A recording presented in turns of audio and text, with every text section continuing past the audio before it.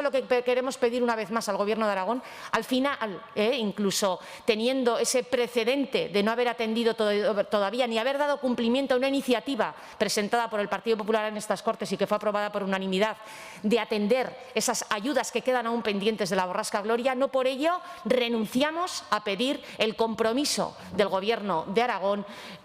para aprobar estas ayudas y convocarlas. Está ese fondo de contingencia de ejecución presupuestaria en unos presupuestos recientemente aprobados que tiene más de 30 millones de euros y por eso pedimos no solamente el anuncio de esas medidas, no solamente el reconocimiento de esa colaboración y cooperación que se ha hecho a todas las administraciones, también que el Gobierno sepa estar a la altura de reconocer con hechos y con las ayudas necesarias esa colaboración institucional, esa lealtad y esa cooperación e implicación que ha llevado a cabo, como digo, no solamente las administraciones locales, sino también el conjunto de la sociedad aragonesa. Es el momento de un compromiso firme, de no llegar a un mero anuncio y, sobre todo, de un cumplimiento eficaz.